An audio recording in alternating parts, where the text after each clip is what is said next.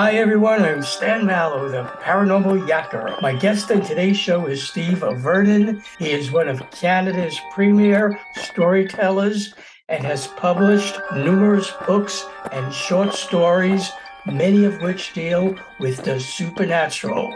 I'll be talking with Steve about his book, Where the Ghosts Are, a guide to Nova Scotia's spookiest places. Steve Vernon, welcome to Paranormal Yakker. Happy to be here, Stan. Since Paranormal Yakker has a worldwide audience, and some viewers may not be familiar with the Canadian province of Nova Scotia, where you reside, and which is the subject of the book I'll be discussing with you, could you, Steve, tell me something about Nova Scotia, such as where in Canada it's located and its history? About 65 years ago, I was born and raised in northern Ontario, which is sort of the middle heart of Canada. I turned 17 and I was being raised by my grandparents, and I decided I wanted to get to meet my parents. I'd met my dad, he'd come visit regularly, sort of thing, but my mother lived way down in Yarmouth, Nova Scotia, about as far east as you can get, unless you get to Newfoundland, sort of thing. So I hopped a plane and went to visit. That was about 50 years ago. I've been living here ever since. It just sort of, I grew accustomed to this province. It's sort of a little bump on the east end of Canada, the eastern end of Canada. It's known for fishing. We've got a lot more industrial, activities as well, but it's pretty well the oldest province there is. I think PEI is a little older than us because it was settled first. Pretty well, even the cities here in Nova Scotia kind of remind you of small towns. It's like we never got out of short pants here in this province. Where the Ghosts Are is a guide to 50 of Nova Scotia's spookiest places and features addresses and GPS coordinates so that visitors to Nova Scotia can find the locations you write about. You also include great stories about each of the locations. I will now ask you about some of them. Here goes. The ghost of the Grey Lady of Stony Beach has been sighted around the Halifax Citadel for generations, and I'm sure the spirit of the Grey Lady must be pleased that she was selected by Canada Post to be featured on a set of stamps devoted to ghost stories across Canada.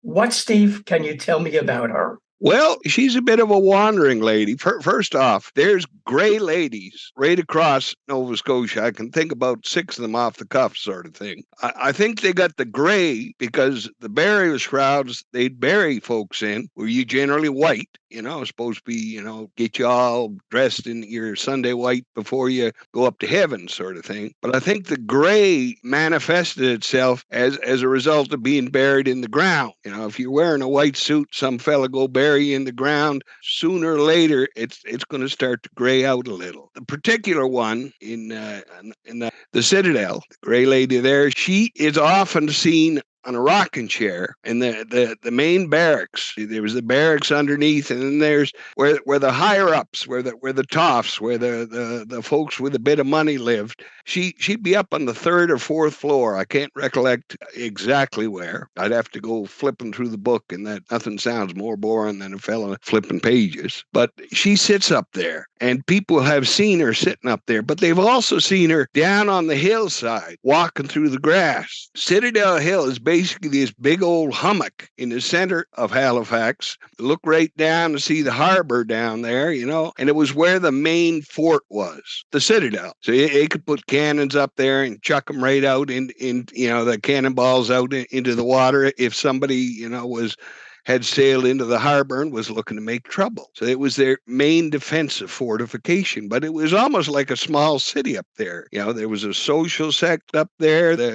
Some of the richer types would live in there, partly because it was safer, but they'd have great balls and soirees and all sorts of events. She's been seen up on that 3rd floor, the 3rd story of the main barracks, but she's also been seen walking down on the hillside. If you go try to approach her, she either hustles away or vanishes. I wish I did have a camera so you could see me gesturing here, because I do it because I'm used to having an audience. And I just realized all I'm doing is burning calories by waving my arms. But yeah, that's pretty well what I could say. There is no real history behind her. Nobody can say, oh, that's Janet or whatever. So we don't have a name for her.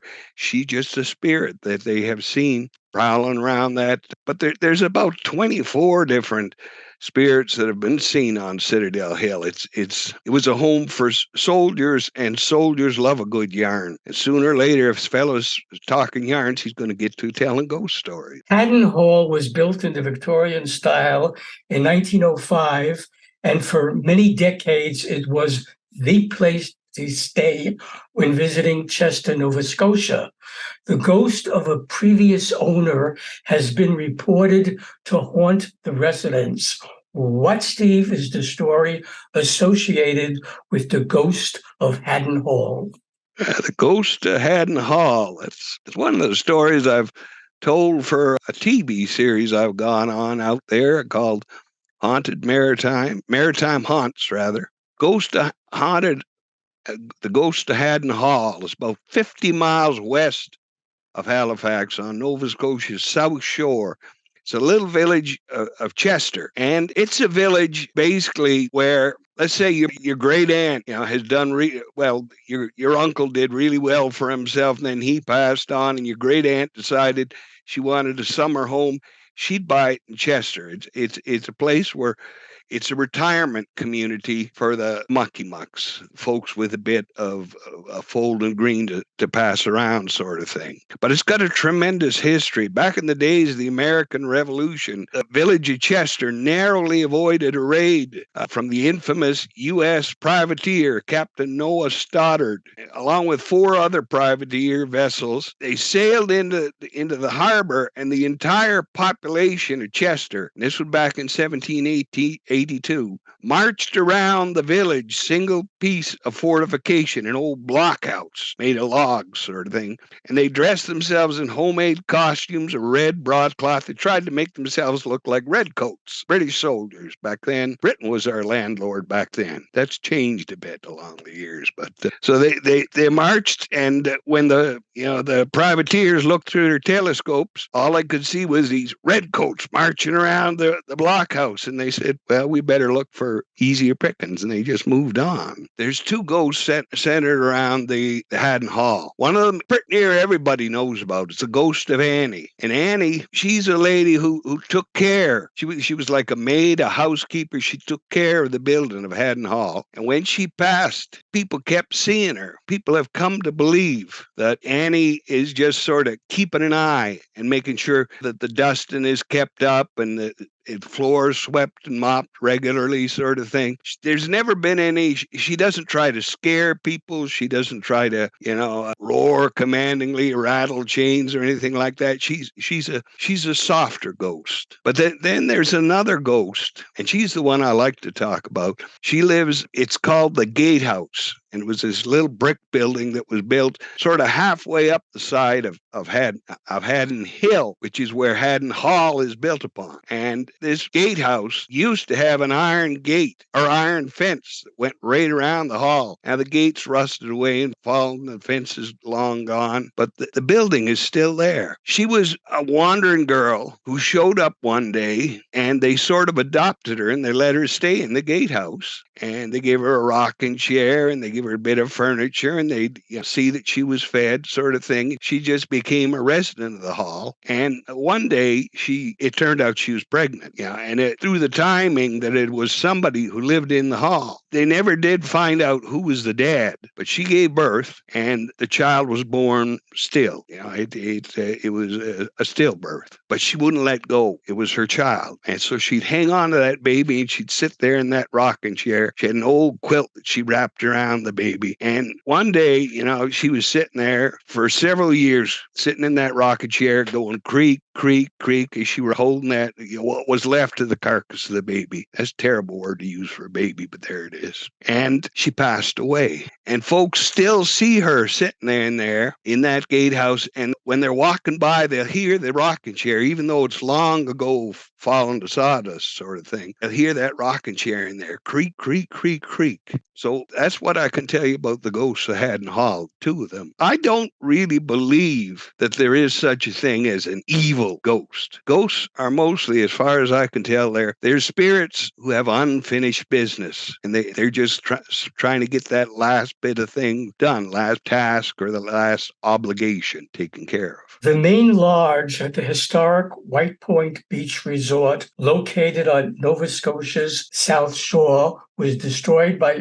fire. It is believed to be haunted by several ghosts, the most well-known being Ivy, the wife of one of the earlier owners of the lodge. What can you tell me about the fire and Ivy? Ivy, she was married to one of the owners, and it was years back, and she used to run the kitchen, and she was a fussy lady. She wanted everything ticky-boo. Now, the White Point Lodge has this big, restaurant and a dining room, and they give you a wonderful feed there. But they do everything sort of old school with the 28 spoons and forks and knives laid out around each plate sort of thing, and one's got to be clockwise and one's got to be leftwise. And well, Ivy was very fussy about how you put the silverware. I talked to a few people there who'd worked at the dining room. They said that they've seen her, and there was one fella in particular. He'd moved on to being a bartender. He didn't like working in the dining room any longer. He asked for a transfer.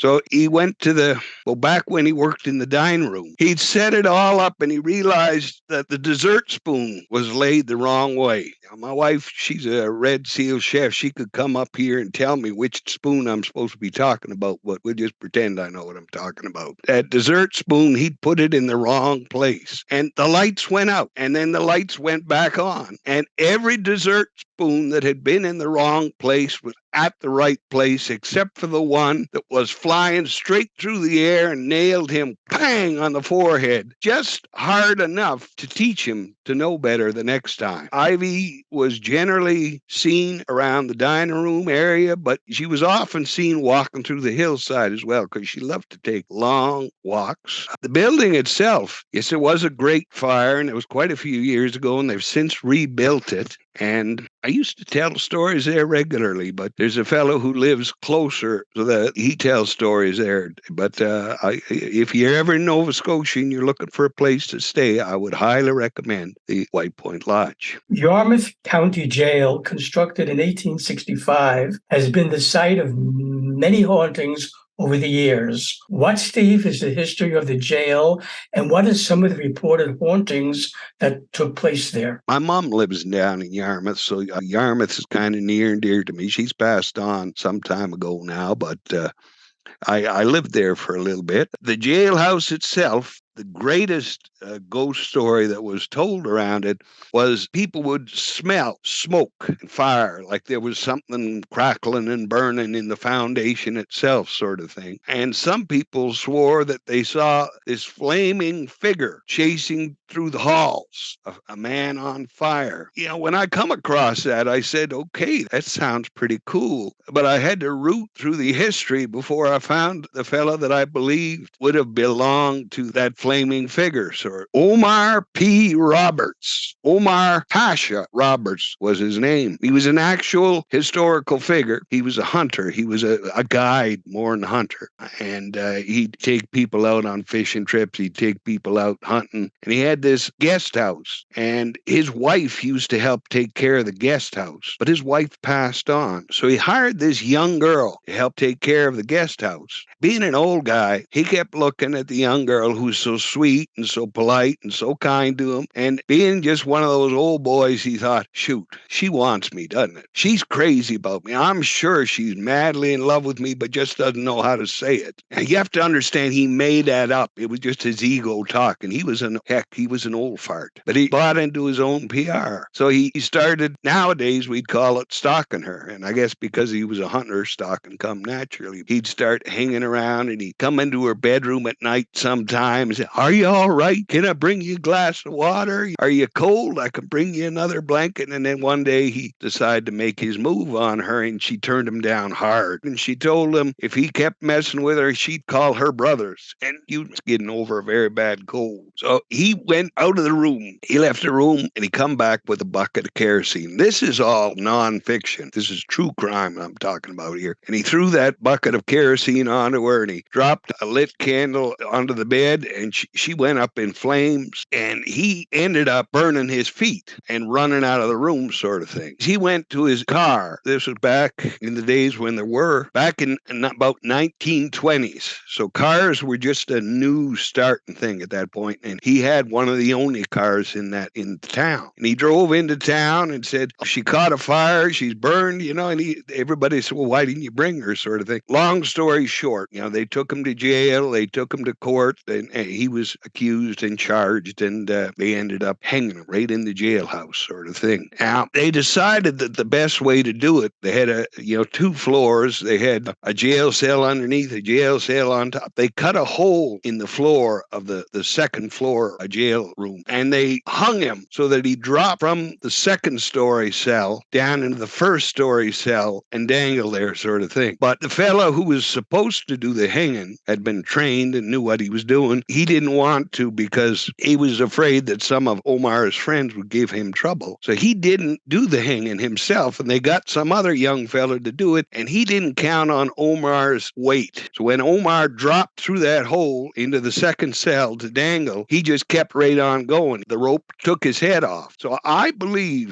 that burning figure that they see charging through the Yarmouth jailhouse is Omar. I don't have any proof of it. It's just sort of a gut feeling. Should viewers of Paranormal Yacker want to buy With a Ghost Star, a guide to Nova Scotia's spookiest places, and also learn about the other books you've published, how can they do that? You can get it through Kindle, through Kobo, through Amazon. Well, Amazon is Kindle. Also, I should mention that it's available in ebook format. I'm in my 60s right now, so I need big font. I'm all about the e-readers these days. I blow that sucker up and I can read for a change, instead of teeny tiny printed font. But it's available at a better price in ebook format, or you can get the paperback. Either one is available. Buy it through Kindle, through Kobo, that's the ones that come to mind. Or you can order it through your local bookstore. All of my books are published by Nimbus Publishing. It's Nova Scotia's largest publisher. Steve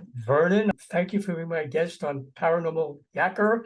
Yakking with you has been most informative. Thank you. My pleasure, sir. I had a ball. Hi, everyone. This is Stan Mallow, the Paranormal Yacker. I hope you enjoyed part 1 of my interview with Steve Vernon. So that you don't miss part 2, be sure to press the subscribe button on your screen.